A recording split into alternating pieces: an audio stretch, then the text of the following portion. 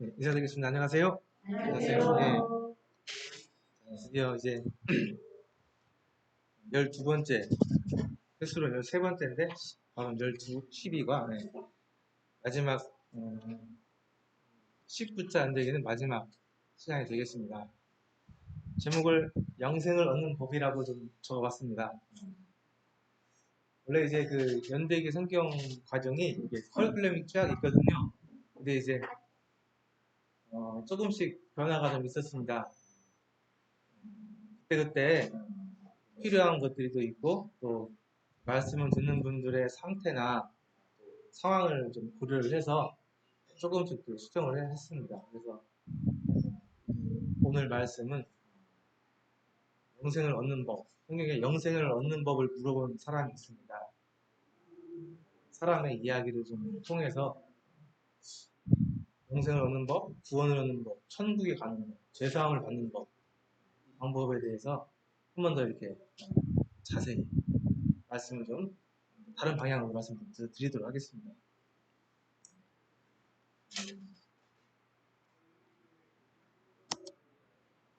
먼저 한번 그림 보시죠. 이게 이제 유명한 그림입니다. 제목이 예수 그리스도와 부자 청년이라는 상당히 유명한 그림입니다. 여기 보니까 여기 예수님이시죠? 가운데 계신 분? 네. 예수님이 계시고 오른쪽에 있는 이제 곱게 생긴 청년이죠? 부자 청년입니다. 마가복음 10장에 나와 있는 이야기예요. 부자 청년이 예수님을 찾아와가지고 물어봅니다. 선한 선생님이요, 내가 무엇을 하여야 영생을 얻으리이까? 라고 물어봅니다. 선한 선생님이요, 내가 무엇을 하여야 영생을 얻으리이까? 자, 이렇게 물어봤습니다. 근데 정말 중요한 질문이거든요. 얼마나 중요한 질문이에요. 어떻게 하면 좋은 대학에 갈 수 있습니까? 어떻게 하면 좋은 부동산을 살 수 있습니까? 어떻게 하면 내 이 병이 나을 수 있습니까? 이런 거 물어볼 수 있죠. 이런 거 물어볼 수 있습니다. 그런데 이 부자 청년, 아주 똑똑한 청년이에요. 예수님께 중요한 걸 물어봤습니다. 제일 중요한 걸 물어봤습니다. 예수님께, 선생님, 내가 무엇을 해야 영생을 얻을 수 있겠습니까? 라고 물어봤습니다. 정말 중요하죠. 자, 그런데 우리 한번 질문을 한번 잘 해보시면은, 우리 여기 계신 분들은 저도 오랫동안 말씀을 12번이나 들어왔기 때문에 뭔가를 좀 아실지 모르겠어요. 제가 좀 강조한 게 있거든요. 이 청년이 내가 무엇을 하여 영생을 얻을까라고 물어봤습니다. 근데 좀 뭐가 다 틀렸어요. 이렇게 물어보면 안 돼. 그래서 이렇게 물어봤거든요. 뭐가 틀렸을까요?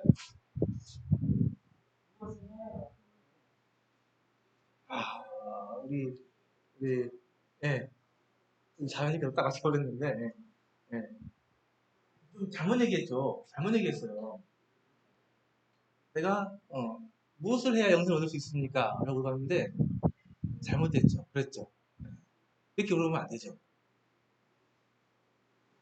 이 청년도 지금 생각해보니까, 내가 지금 뭔가를 해야 영생을 얻을 거라 생각을 한 거예요. 그죠? 네. 내가 지금 뭔가를 해야 돼. 뭔가를 해서 내가 영생을 얻어야 돼. 내가 뭔가를 해가지고 뭐 아주 중요한 거, 뭐 내가 모르고 있는 거, 예수님이 알고 있는 뭐 특별한 뭔가를 내가 해서 그걸 해서 내가 영생을 내가 얻어야 돼. 이렇게 생각을 한 거거든요. 그래서 내가 무엇을 해야 영생을 얻으리까? 라고 물어봤습니다. 근데 잘못됐죠.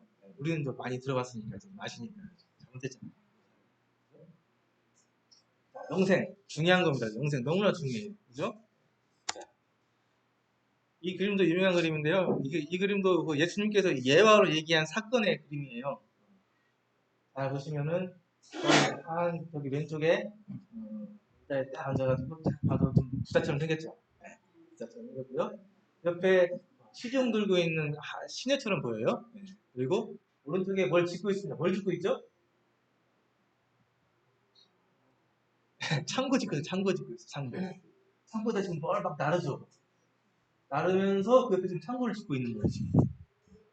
이게 이제 막, 이것도 이제 예수님께서 비유로 말씀하신 이제 부자에 대한, 비유로 얘기한 그 얘기인데요. 얘기를 보면 이렇습니다. 비유로 그들에게 말하여 이르되 한 부자가 그 밭에 소출이 풍성함에 심중에 생각하여 이르되 내가 곡식 쌓아둘 곳이 없으니 어찌할까 하고. 자, 이 부자가 있는데요. 이 부자에게 고민이 있는데요. 정말 아주 배부른 고민, 배부른 고민. 그죠? 네. 내가 이번에 농사를 막 지었는데 농사가 너무 잘 됐어. 너무 잘 됐어. 그래서 생각했던 것보다 너무 많은 수확물이 나온 거야. 이제 이걸 어떡하지? 이걸 어떻게 해야지, 이걸 내가? 이걸 쌓아둘 데가 없네? 이런 지금 고민을 하는 거예요. 근데 이 정도는 해야 부자라고 할 수 있겠죠? 세상이 그렇습니다. 빈익분, 부익부라고 그래가지고 없는 사람들은 갈수록 더 없어지고 있는 사람들은 있는데도 불구하고 더 많아져요. 그래서 이 있는 사람들은 내가 이 많은 이 자산을 어디다 보관해야 안전할까? 어디다 이걸 보관하면 좀 더 불어날까? 이 고민으로 살아요. 이 고민 때문에 괴로워하고 이 고민 때문에 아주 그냥 스트레스 갖고 그래요. 있는 사람들. 이 부자도 그랬던 거죠. 네.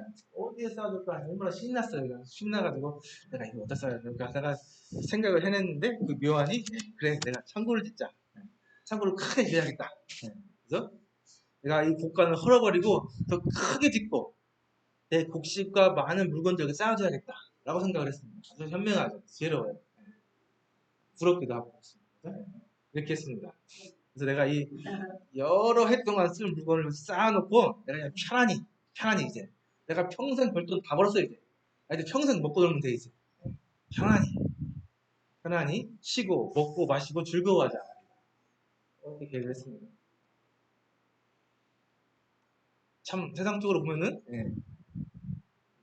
부러운 인생이죠. 그 사람들이 보기에 사실 모든 많은 이 현대인들이 원하는 거 아니겠습니까? 요즘 초등학생들 또 중고등학생들에게도 너 나중에 커서 뭐 되고 싶냐고 그러면은 뭐 하는 자고죠? 돈 많은 사람 또 구체적으로 그게 건물주라고 신 위에 뭐 건물주가 있다고 그래요. 건물주가 건물 하나 딱 있으면은 평생 놀고 먹어도 거기는 다 이런 사람 평생 먹을 돈을 모은 거예요. 평생 먹을 돈 평생 그냥 이제 일 안 해도 되고 편안히 쉬고 먹고 마시고 즐거워하면 되는 인생 이런 인생을 사람들이 원하죠. 이런 사람을 추구하고 있습니다. 근데 이런 인생에게 하나님께서 말씀해 주셨습니다. 어리석은 자여, 오늘 밤에 내 영혼을 내가 두고 찾으리니 그러면 내 준비한 것이 누구의 것이 되겠느냐 하셨으니 하나님께서 이 부자에 나타나가지고 네가 정말 부자고 지혜로운 것 같은데 너 정말 어리석다. 어리석은 자야. 어리석은 사람아 하면서 내가 오늘 밤에 네 영혼을 거둬가겠다. 찾아가겠다. 라고 얘기한 겁니다.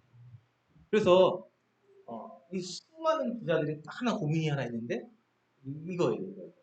내가 죽는다. 안 부러울 것 없고 모든 게 완벽한데 이 수많은 부자들에게 딱 하나 문제가 있는 문제가 뭐냐면 죽는다. 이게 문제예요. 부자들. 그래서 그 수많은 부자들이 어떻게든 오래 살아보려고 좋은 거 먹고 좋은 의료진을 준비시켜 놓고 옛날에 보면 진시황 같은 경우는 불로초를 찾기 위해서 모든 신하를 전 세계에 보냈고 그거 아십니까? 제 성씨가 출신인데 제 선조분들이 중국의 그 진시황 때그 벌술하던 사람이었는데 고려 땅으로 불로초 찾으러 오신 거 아세요? 모르시죠? 제 시조가 그랬다고 그래요. 원래 중국 성씨잖아요, 출씨. 그 당시 때 불로초 찾으라고 이제 고려 지역으로 보내졌는데 못 찾은 거죠. 못 찾아서 가서는 뭐 죽을 것 같고 눌러 앉아야겠다. 물로 앉아가지고 저희 출시 가문이 시작했다고 그렇게 들었는데 확실한 건 아닙니다. 네, 이렇게. 근데 그 진시황도 모든 걸 다 가졌지만 이 영생을 못 가져가지고 그렇게 고민하다 결국 죽었죠. 어쨌든 죽어서 영생해 보려고 큰 무덤 만들고 그 병사들 이렇게 동상 모양 만들어가지고 세우고 그런 일을 했지만은 결국 죽었습니다. 그래서 아무리 좋은 많은 물질을 준비한다 할지라도 이 영생하는 이 영혼을 구원하는 영생하는 방법을 영생을 이렇게 취하지 못한다면은 결국 어리석은 사람일 수밖에 없는 게 사실입니다. 그래서 영생이 참 중요한 거죠. 그래서 오늘 영생에 얻는 법을 말씀드리려고 하는 거고요. 영생에 대해서 생각을 좀 해보려고 합니다. 자, 영생이 뭘까요? 영생. 영생에 대해서 설명할 때 유명한 얘기가 있습니다. 유명한 얘기가 있어요. 하루살이하고 메뚜기하고 얘기가 있어요. 어느 날 하루살이하고 메뚜기하고 만나서 놀았습니다. 신나게 놀았어요. 아침부터 저녁까지 신나게 놀았습니다. 이제 저녁에 해가 저물저물 넘어가게 될 때 헤어지게 되었습니다. 자, 헤어지면서 메뚜기가 얘기합니다. 하루살이에게. 야, 오늘 재밌었지? 재밌었어. 그치? 자, 그럼 우리 이제 오늘 집에 가서 쉬고 내일 다시 만나서 또 놀자. 내일 다시 만나? 한 거예요. 메뚜기가 하루살이. 그러니까 메뚜기가 어떻게 아니 하루살이가 어떤 반응을 보여요? 내일? 내일? 내일? 내일이 뭐지? 내일이 뭐야? 네, 이 하루살이에게는 내일이라는 게 없어요. 그죠? 없기 때문에 내일을 얘기하니까 몰라요. 그죠? 당연한 반응이잖아요. 그죠? 안타까운 얘기죠. 그래서 사실 영생이라는 걸 우리가 사람들이 생각할 때 영생에 대해서 얘기를 하면은 영생이 뭔지 몰라야 정상이에요. 일반 사람들에게는 영생이라는 개념이 모르는 개념이에요. 없는 개념이에요. 인지할 수 없는 개념이에요. 우리 영생하면 어떻게 생각하세요? 수명이 긴 거 생각하시죠? 수명이 긴 거. 수명이 아주 긴 거 생각하서 영생 생각하시잖아요? 근데 그 영생 아니에요. 이 영생이라는 개념은 길고 짧은 그런 개념이 아니에요. 근데 잘 아시죠? 영생이 뭔지. 영생은 유일하신 참 하나님과 그가 보내신 자 예수 그리스도를 아는 것이 영생이라고 말씀 얘기하셨죠.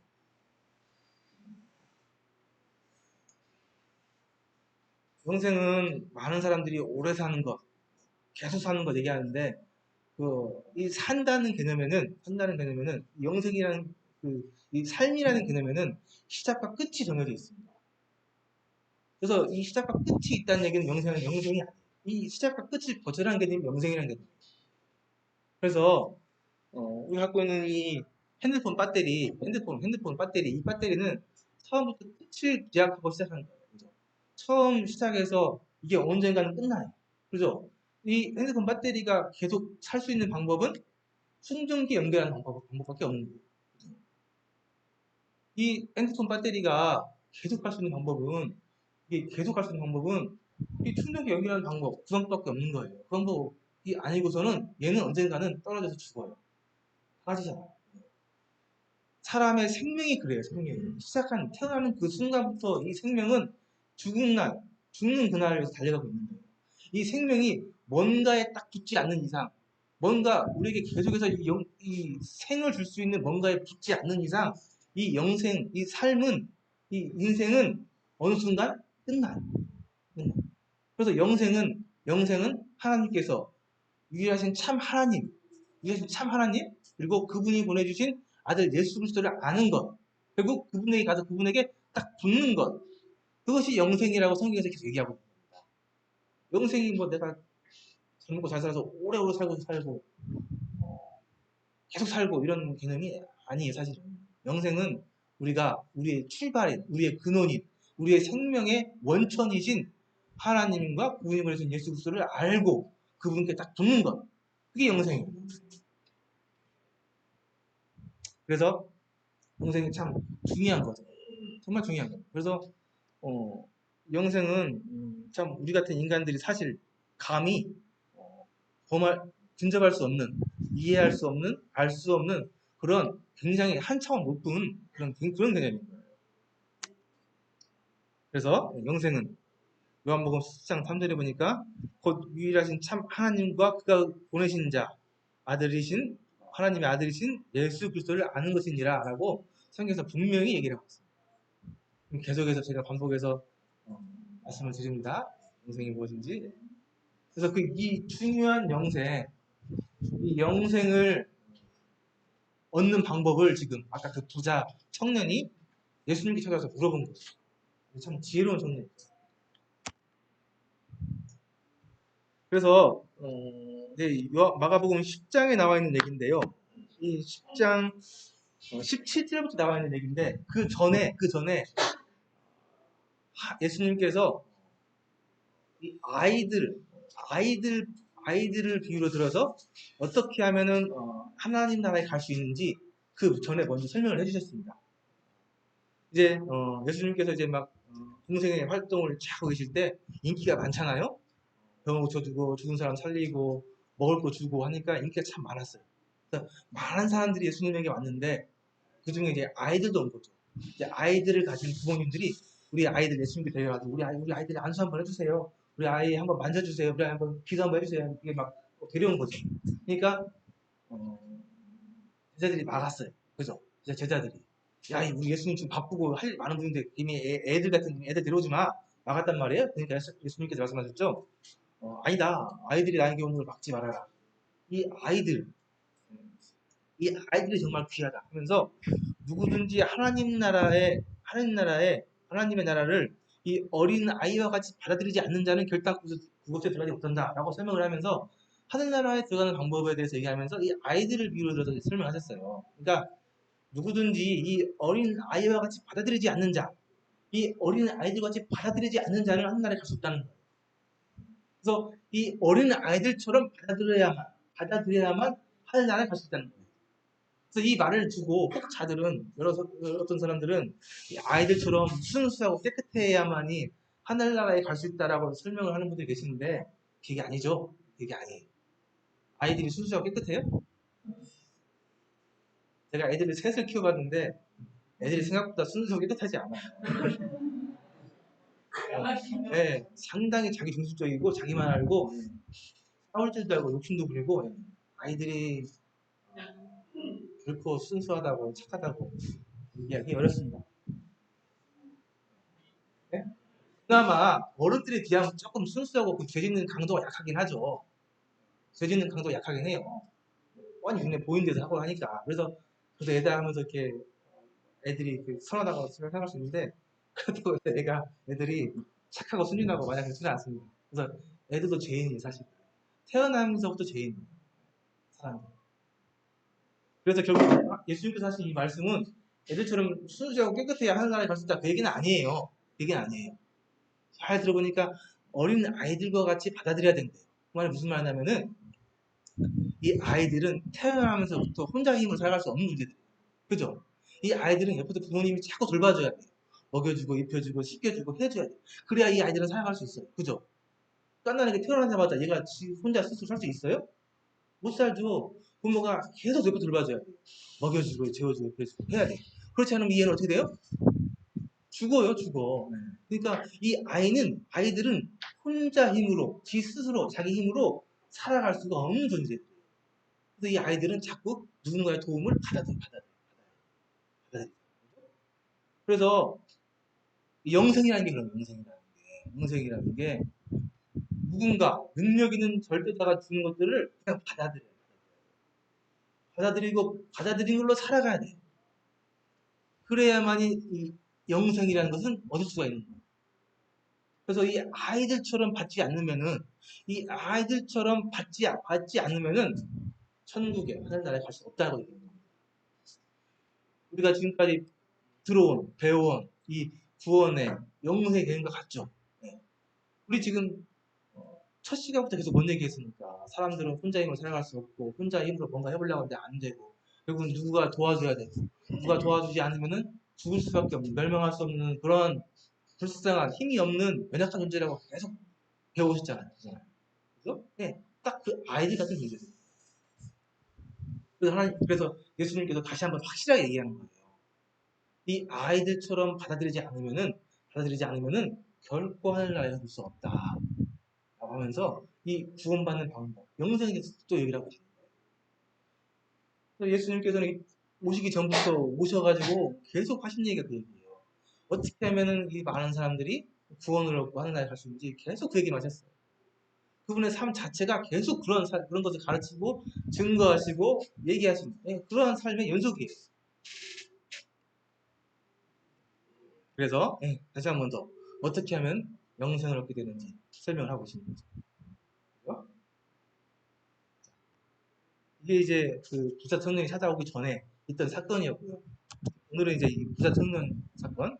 아까 이 부자 청년이 와가지고 한 사람이 달려와서 꿇어앉아 묻자오되 선한 선생님이여 내가 무엇을 하여 영생을 얻으리까? 예수께서 이르시되 내가 어찌하여 나를 선하다 일컫느냐?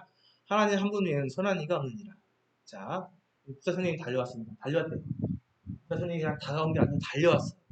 잘 보셔야 돼요. 그것은 예수님에게 달려온 거예요. 달려와서 그 앞에 꿇어 앉았습니다. 꿇어 앉았어요. 혹 이 성경학자들이 생각하기에 부자 청년은 상당히 재력이 있었을 뿐만 아니라 관원이었을 거라고, 이게 벼슬도 있었을 거라고 이렇게 추측을 해요. 상당히 지위적으로 높은 사람이었습니다. 근데 이 부자 청년이 예수님 앞에 달려와가지고 그 앞에 무릎을 꿇었습니다. 상당히 자세가 겸손한 사람이에요. 그죠? 그러면서 예수님에게 물어봅니다. 선한 선생님이요. 선한 선생님이요. 예수님이 선한 분이라는 것에 대해서 얘기를 해요. 선한 선생님이요. 내가 무엇을 해 영생을 얻을 수 있습니까? 물어본 거죠. 예수님께서 그러니까 이 청년에게 물어봅니다. 내가 어찌하여 나를 선하다 일컫느냐? 네가 나를 어떻게 했냐?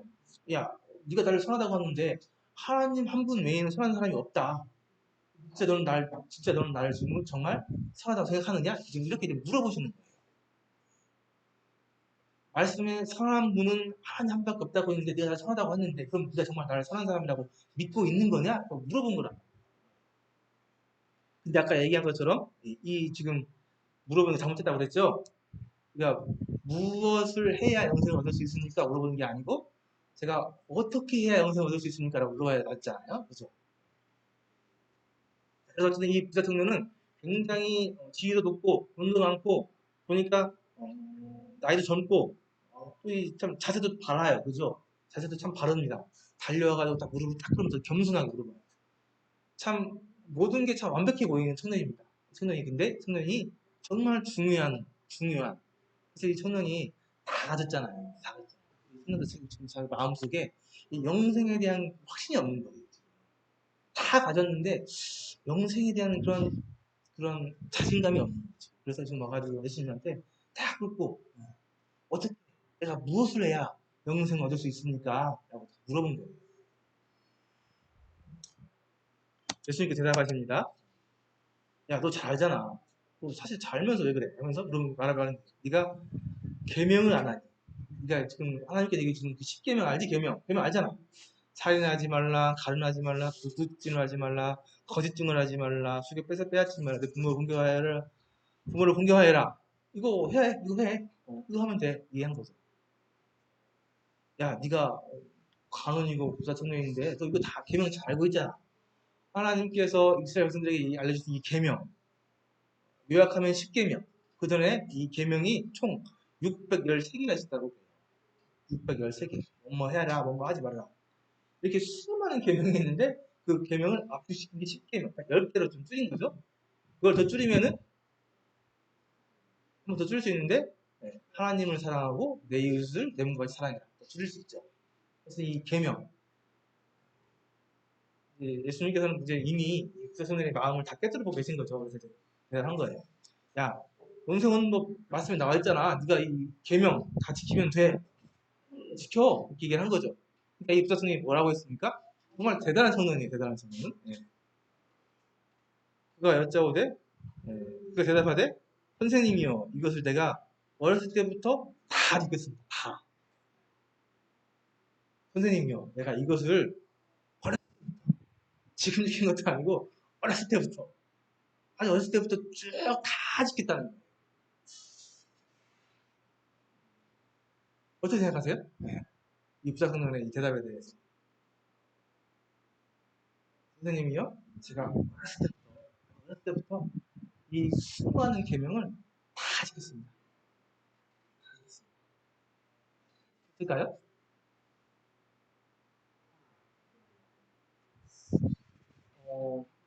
네.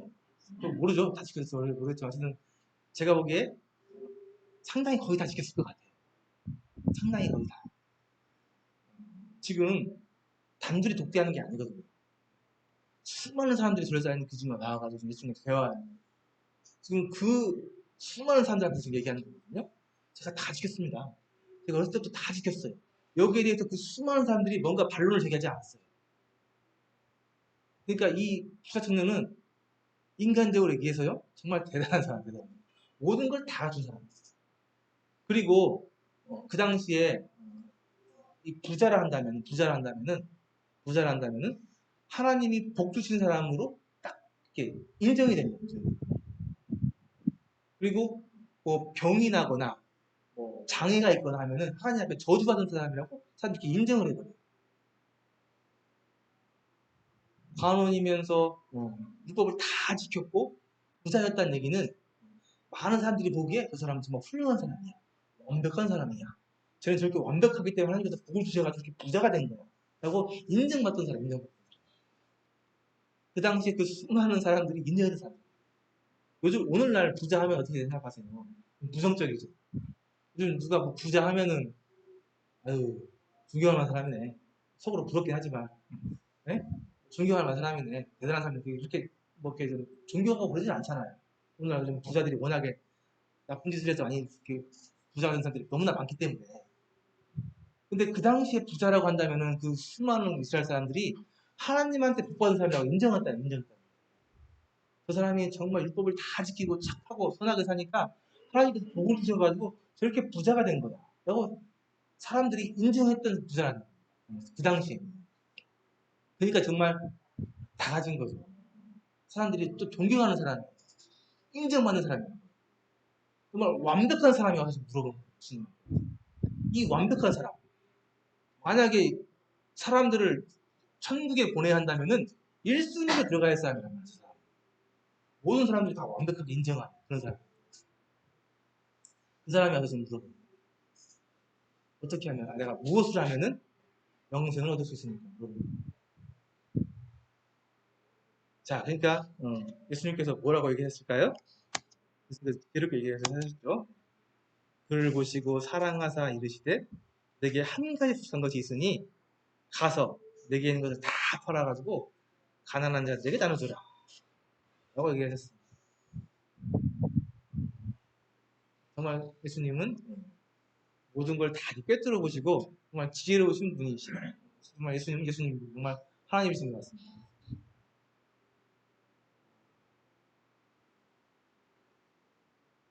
이런 부자들이 와가지고 이렇게 교회 같은 데 와가지고 제가 신앙생활 잘하고 싶습니다. 어떻게 하면 될까요? 그러면은 교회 열심히 잘 하시고요.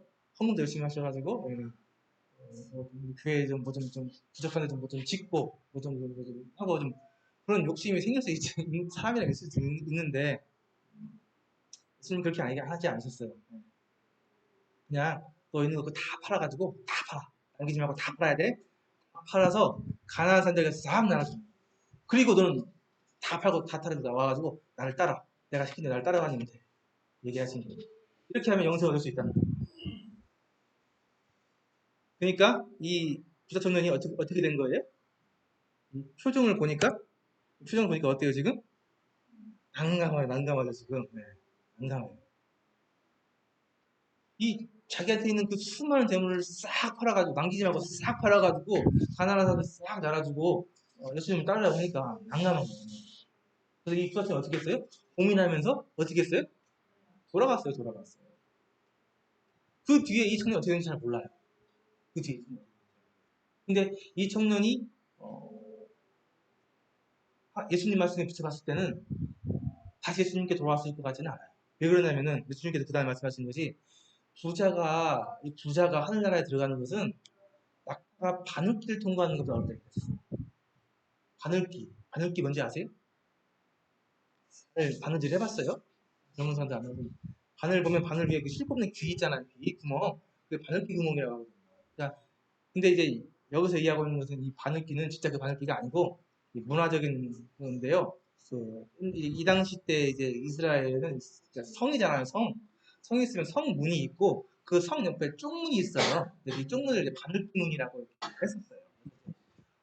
성문을 이제 밤에는 닫고 이제 중요한 사람만 왔다 주고 그 조그마한 그 문, 쪽문, 이문 이제 바늘문이라고 해요. 그 바늘문이 굉장히 작았나 봐요. 그래서 낙타가 거기를 통과하기에는 거의 불가능한 것 같나 봐요.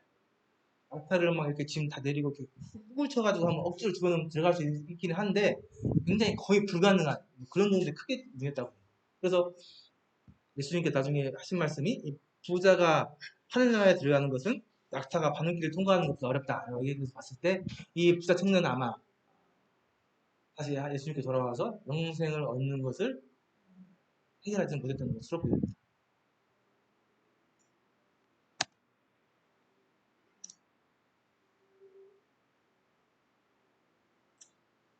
그 사람은 재물이 많은 고로 이 말씀으로 인하여 슬픈 기색을 띠고 근심하여 가니라.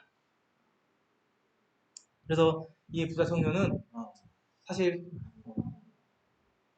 율법 계명을 다 지켰다고 했는데 엄밀히 따지면은 지키지 않았어요. 왜 그러냐면은 그 아까 말씀드린 것처럼 이 하나님의 율법을 두 개로 딱 압축시키면은 하나님을 사랑하고 내 이웃을 어떻게 사랑하라고 했어요? 내 몸과 같이 사랑하라고 했거든요. 내 이웃을 내 몸과 같이 사랑한다는 얘기는 재물을 쌓을 수가 없어요. 내 이웃을 내 몸과 같이 사랑한다는 얘기는 이 수많은 가난한 사람들을 내 몸과 같이 사랑해야겠거든요. 재물을 풀어서 그들을 또 구제했어야지. 재물을 쌓았다는 얘기는 미안하지만 두 번째 계명을 지킨 게 아니에요. 그래서 이 청년이 사실 겉에 보기에는 완벽해 보이고 겉에 보기에는 참 선하고 하늘나라에 충분히 들어갈 수 있을 만한 그런 사람을 보였지만은 실질적으로 하나님 앞에서 잘못된 거죠. 그래서 이 부자 청년은 안타깝게도 그냥 돌아가야만 했습니다.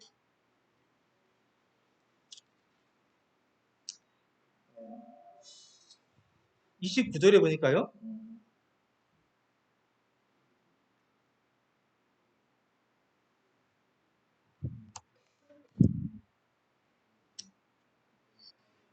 6절에 보니까 제자들이 매우 놀라 서로 말하여 이른즉 누가 구원을 얻을 수 있는가 하니 라는 말씀이 나옵니다. 이렇게 했어요. 이 부자손이 왔는데 이 부자손은 거의 힘들어. 거의 구원받기 힘들어. 거의 불가능이라고 얘기를 해서 예수님이 딱 얘기를 하셔버렸어요. 그러니까 제자들이 매우 놀랐습니다. 매우 놀랐어요. 26절에 나온 것처럼 제자들이 매우 놀라가지고 말하되 도대체 그러면 누가 천국에 갑니까? 도대체 그럼 어떤 사람이 천국 갈 수 있는 거예요? 지금 제자들은 거의 맴통이에요, 맴통. 누가 봐도 완벽한 사람, 누가 봐도 천국에 갈 만한 사람, 누가 봐도 1등으로 천국에 갈 만한 사람, 이런 사람이 천국 가야 되는데, 이런 사람은 절대 천국에 거의 못 간다고 얘기를 하니, 무슨 이 제자들이 너무 놀래가지고, 매우 놀라가지고, 그러는데, 도대체 어떤 사람이 그런 천국 갑니까? 라고 물어보니까, 예수님이 대답하십니다. 같이 한번 읽어볼까요? 네. 한번 읽어보시죠. 시작. 사람으로 할 수 없으되, 하나님으로는 그렇지 아니하니, 하나님으로서는 다 할 수 있느니라. 이게 무슨 말씀인지 좀 감이 오시죠? 사람. 지금 우리가 계속 얘기한 거죠?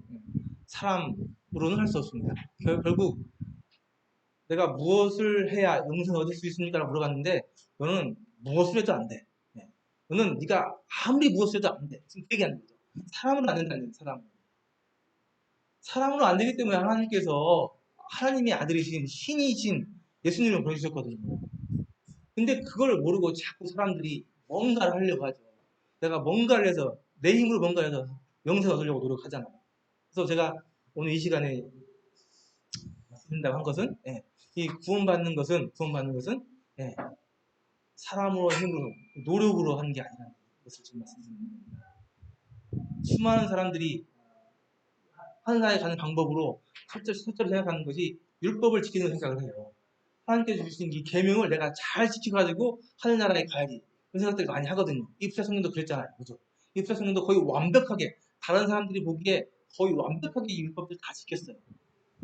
그럼에도 불구하고 하나님께서는 너는 안 돼. 그리고 딱 못 박으셨습니다. 그죠? 그래서 수많은 사람들이 이 하늘나라에 가기 위해서 자기 의를 드러내기 위해서 자기 의로 하늘나라에 가기 위해서 영생을 얻기 위해서 수많은 율법을 다 지키려고 합니다. 그 율법을 지켜서 내가 뭔가 열심히 해가지고 그래서 교회 열심히 나와서 봉사 열심히 하고 헌금도 열심히 내고 무슨 뭐 활동도 열심히 하고 막 청소도 열심히 하고 그래서 뭔가를 막 열심히 해가지고 하늘나라에 가려고 하는데 아니라는 거, 다 틀렸다는 거, 그거 아니라는 거예요. 그죠? 그래서 정말 혹시라도 어디 가서 복음 말씀을 들었는데 율법 잘 지켜야 된다, 잘 나와야 된다, 헌금을 많이 해야 된다, 봉사활동 열심히 해야 된다 그런 얘기 하면은 다 가짜예요, 다 가짜, 다 거짓 교사들. 분명히 성경에서 말씀하고 있거든요. 그런 거 아무 상관없어요, 아무 상관. 구원하는 방법은 우리가 뭘 하는 거에 달려있지 않습니다. 하나님 하실 하나님 하실 수 있다는 거예요. 그래서 율법, 계명을 지켜서 내가 뭔가 하나님 앞에 의를 행해서 내 의를 드러내서 내 의를 가지고 하나님 앞에 나아간다는 것, 이것은 틀린 방법입니다. 그렇게 해서는 절대 하나님 앞에 나갈 수 없고 하나님 위에 다다를 수가 없습니다. 그래서 우리가 집중해야 될 것은 십자가의 도입니다. 십자가에 달리신 예수 그리스도. 아까 이야기한 것처럼 유일하신 참 하나님과 그분을 보내주신 예수 그리스도. 예수 그리스도가 십자가에서 하신 일, 그 일을 우리가 믿는 것, 그 일을 받아들이는 것. 그게 이제 우리가 진짜 할 일이죠. 그게 우리가 이제 하나님 앞에 의지하는, 하나님, 우리의 모든 방법을 내려놓고 하나님의 방법을 따르는 그 방법이 이거라는 거죠. 그래서 우리가 계속해서 십자가의 도를 얘기하고 있습니다. 십자가의 도. 아무것도 하지 않고 그저 오로지 믿음으로 하나님 앞에 나아가는 이 십자가의 도, 이 얘기를 하고 있는데 이 십자가의 도가 안타깝게도 이 믿지 않는 사람들에게는 미련한 것처럼 보이기 때문에 이 십자가의 도를 못 받아들이고 있는 사람들이 너무 많습니다. 이게 지금 가장 큰 전도하는 방법, 복음을 전하는 방법. 많은 사람들이 하나님 앞에 다가가는데 큰 장애물, 가장 큰 장애물이 지금 오늘날에는 이거예요. 옛날에는 이 십자가의 도를 얘기해주면 다 믿었어요. 다 알았습니다. 근데 요즘은 이 십자가의 도가 이 사람들이 너무 똑똑해져가지고 너무 좀 잘 나가는 사람들만 많아가지고 이 십자가의 도를 사람들이 미련하다고 어리석다고 얘기를 하면서 그걸 받아들이지 않아요. 이게 지금 이 안타까운 현실입니다. 그래서 이 십자가의 도를 이 똑똑한 사람들에게 전해주는 게 이게 지금 가장 어려운 전도가 되어버렸습니다. 그래서 다시 한번 이 부분을 좀 짚고 넘어가려고 합니다. 십자가의 도가 멸망하는 자들에게 미련한 것입니다.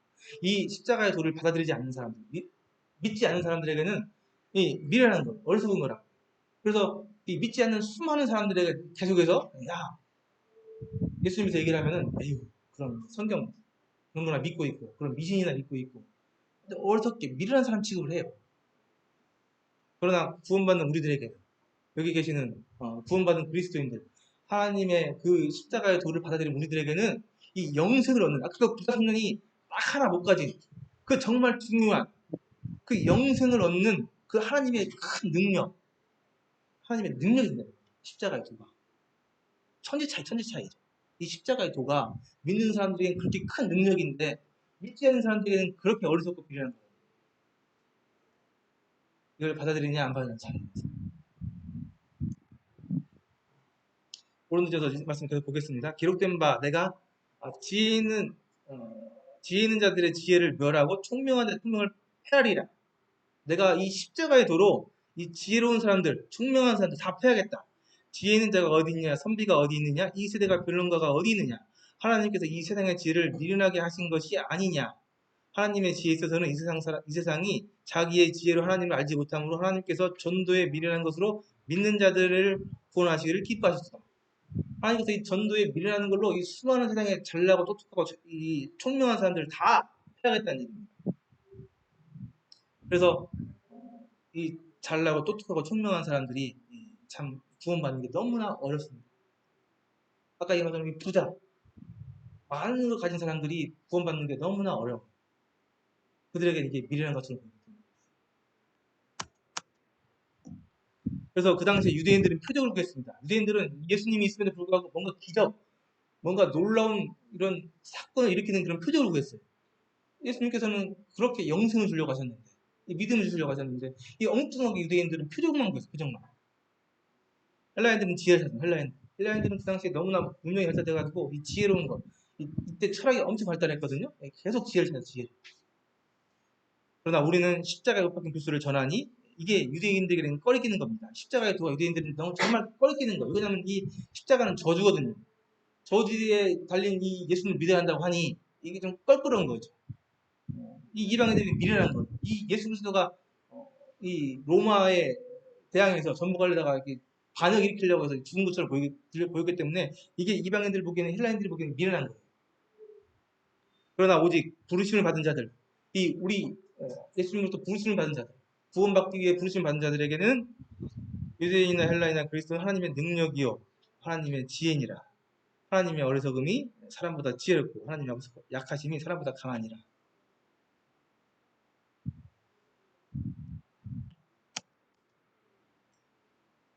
형제들아 너희를 부르심을 보라. 육체를 따라 지혜로운 자가 많지 아니하며 능한 자가 많지 아니하며 문벌 좋은 자가 많지 아니하도다. 그래서 교회에는 생각보다 부자들 많지 않습니다. 뭐 권력자들 별로 없어요. 교회에. 이런 사람들 구원받기 쉽지 않기 때문에 그래요. 그러나 하나님께서 세상에 미련한 것들을 택하사 지혜 있는 자들을 부끄럽게 하려 하시고 세상에 약한 것들을 택하사 강한 것들을 부끄럽게 하려 하시며 하나님께서 세상에 천한 것들과 말씀받는 것들과 없는 것들을 택하사 있는 것들을 폐하려 하시나니. 그러나 하나님께서는 분명히 나중에 심판 때에 이 있고 이 강한 자들 것들을 우리 연약한 우리 없는 우리 이 믿는 사람들을 통해서 폐하시겠다는 거예요. 마지막 심판 날 때. 이는 아무 육체도 하나님 앞에서 자랑하지 못하게 하려 하심이라. 너희는 하나님으로부터 나서 그리스도 예수 안에 있고 예수는 하나님으로부터 나와서 우리에게 지혜와 의로움과 거룩함과 구원함을 주셨으니 기록된 바 자랑하는 자는 주 안에서 자랑하라 함께 하려 함이니라. 하나님께서 이 참 잘나고 유력하고 똑똑하고 부자들을 그들을 선택해서 그들을 구원받게 한 게 아니고 어떻게 보면 좀 힘이 없고 연약하고 좀 어리석게 보이는 힘이 없는 연약한 사람들을 우리들을 이렇게 구원시켜 주시는 이유는 그런 사람들이 구원받을 수 있는 이유는 그들은 자기를 자랑하지 않고 하나님만 예수 그리스도만 자랑하게 하기 위함이지라고 말씀해 주셨어요. 그래서 자기를 자랑하는 사람, 자기를 드러내는 사람은 구원받을 수가 없어요. 겸손하게 우리를 드러내는 게 아니고 하나님, 우리를 구원해 주신 하나님, 또 우리를 위해서 십자가 들어가신 예수님, 그분을 자랑하는 사람들, 그런 사람들이 구원받을 수 있거든요. 그래서 우리를 구원시키신 이유는, 우리가 구원받은 이유는 우리의 그런 하나님, 예수 그리스도, 그분만 자랑하기 위함이라고 말씀합니다. 우리는 구원받게 되면은 우리 힘으로 구원받는 게 아니기 때문에, 내가 뭔가를 해서 구원받는 게 아니기 때문에 우리가 자랑할 게 없어요. 그죠? 우리가 자랑할 것은 우리를 구원시켜 주신, 우리를 구원받게 해주신 하나님과 예수 그리스도를 그분에 감사하고 그분을 자랑할 수밖에 없게 하는 거죠.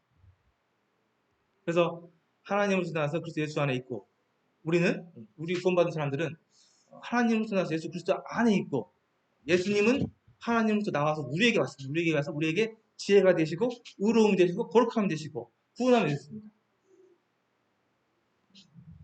예수 그리스도 그분이 하나님으로부터 나와서 우리에게 와서 우리에게 지혜가 되시고 의로움이 되시고 거룩함이 되시고 구원이 되셨다는 거예요. 그렇게 되셨어요. 우리에게. 그렇게 되셨습니까? 우리가 우리의 의를 드러내지 않고 우리의 연약함을 인정하고 예수 그리스도 그분을 받아들일 때, 그분을 우리가 우리 마음에 받아들일 때, 저는 안 돼요. 저는 예수님이 도와주셔야만 해요. 예수님이 저를 살려주셔야만 해요. 제가 예수님 받아들입니다. 예수님 저희 안에 들어와 주셔서 저를 구원해 주십시오. 저에게 영생을 주십시오. 우리 이렇게 하게 될 때 예수 그리스도 그분이 우리에게 들어와서 우리에게 지혜, 하나님을 알게 하는 지혜, 우리의 거룩함, 우리의 의로움, 우리의 구원함이 된다는 겁니다. 우리에게서 나는 게 아닙니다. 예수 그리스도 그분이 우리에게 왔을 때 그분이 우리에게 되는 거예요. 그래서 우리는 우리 안에서 나를 사랑하는 게 아니고 예수 그리스도 그분을 사랑하는 거예요. 이게 구원받은 사람들의 모습이에요.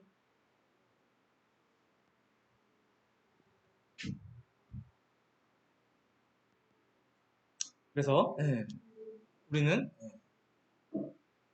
하나님과 하나님께서 보내신 그분 예수 그리스도, 그분이 아닌 영생이라고 해요. 우리가 그분에게 집중을 해야 됩니다. 그분을 우리의 개인의 구주로, 우리의 구원자로, 내 주인으로, 우리 아버지로 여러분들이 받아들이셔야만 우리에게 그분의 의가, 그분의 거룩함이 영생을 얻을 수 있는 방법이 되는 겁니다. 받아들이시기를 바랍니다. 그래서 구원의 방법, 영생 방법에 대해서 말씀 좀 드렸고요. 영원한 속죄를 한 번만 더 말씀을 드리겠습니다. 영원한 속죄에 대해서 좀 이렇게 얘기하시는 분들이 계셔서 좀 간단히 말씀드리겠는데요. 예수님께서 십자가에서 십자가 사역을 통해서 우리의 모든 죄를 다 해결해 주셨죠. 근데 그 해결해 주신 죄가 어디까지냐, 그 범위가 어디까지냐 이 얘기인데요. 말씀에 명확히 나와 있습니다. 하나님께서는 처음 이 인류의 역사, 이 시간이라는 것을 시작하셨고 마무리 지을 분이세요. 그러니까 그분에게 있어서 이 시간은 초월할 수 있는 분이에요. 그러니까 이 시작을 왔다 갔다 하시는 분이에요. 시간을. 과거로도 갔다, 미래로 갔다. 이 시간을 쫙 폈다, 늘렸다 할 수 있는 그런 능력이 계신 분이랍니다. 그래서 하나님께서 예수님을 통해서 이루신 구속의 사역의 그 범위는 이 모든 시간을 총망라해요. 그래서 시간이 맨 처음 시작한, 또 시간이 끝나는 그 마지막 그날 안에 있는 세상, 그 세상에 있는 모든 세상죄라고 나와 있거든요, 말씀에. 그 모든 죄가 다 포함이 되어 있는 겁니다. 이 속죄 안에. 그래서 말씀 한번 보고 마칠게요. 말씀 보니까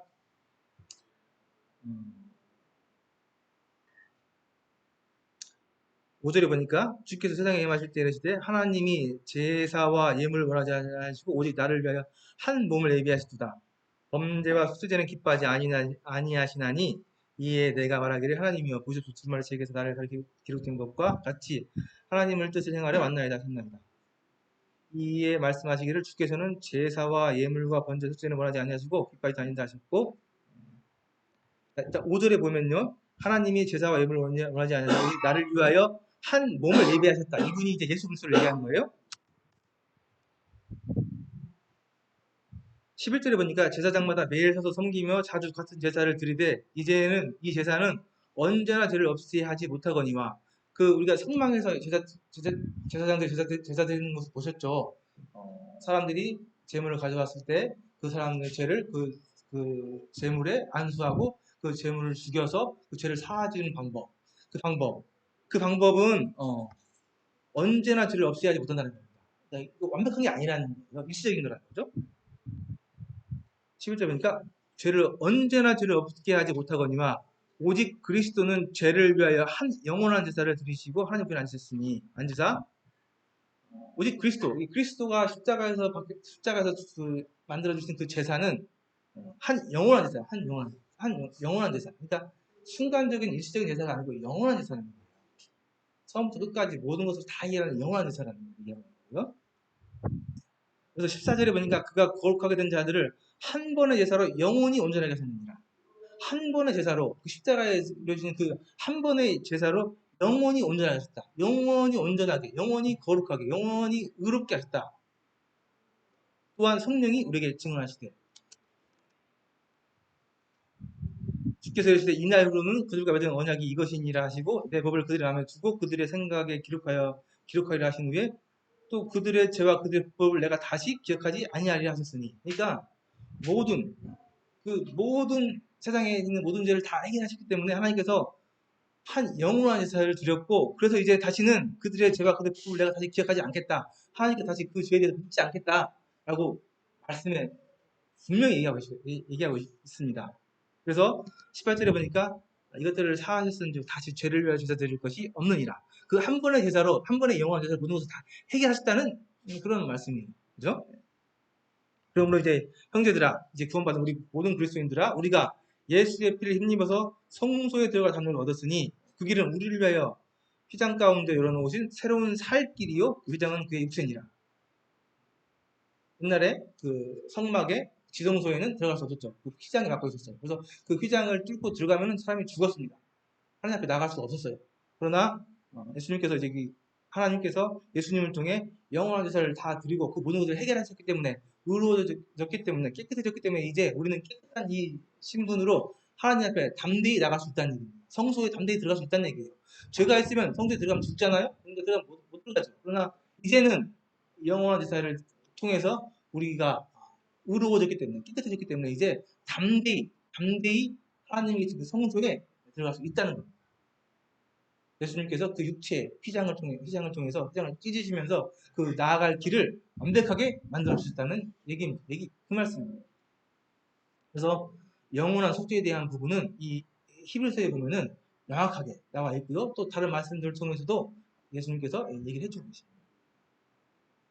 그래서 이 십자가의 그 영원한 제사, 그 한 번의 그 구속 사역은 과거의 제, 현재 제만 한 게 아니고요. 아까 얘기한 것처럼 처음 인류가 시작된 시간이 시작된 처음부터 시간이 끝나는 그 마지막 날, 그 안에 있는 모든 세상에 있는 사람들이 지은 모든 죄를 얘기합니다. 그 죄를 하나님께서 이 십자가에서 쫙 앞쪽에서 그냥 한 번에 다 해결하셨다는 얘기입니다. 자, 여기까지 오늘 말씀드리겠습니다. 그래서 이제 계속 기도하겠습니다. 우리가 이제 하나님 진리의 말씀을 들었습니다. 이제 들은 말씀을 우리가 이제 믿음으로 받아들이는 일만 남았는데 아까 얘기한 것처럼 이것은 이제 하나님께서 하시는 일이에요. 하나님께서 내가 이 들은 말씀을 아까 이 부자 천년처럼 머리 긁으면서 돌아갈 것인가 아니면 말씀에 순종해서 말씀을 따를 것인가 받아들일 것인가 이것은 이제 우리 여기 계신 모든 분들의 선택입니다. 결정이에요.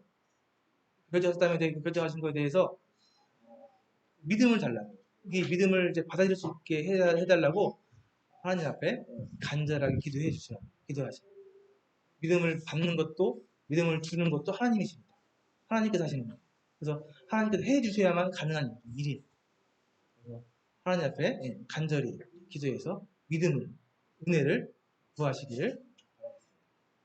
그럼 오늘 말씀 여기까지 마치고요.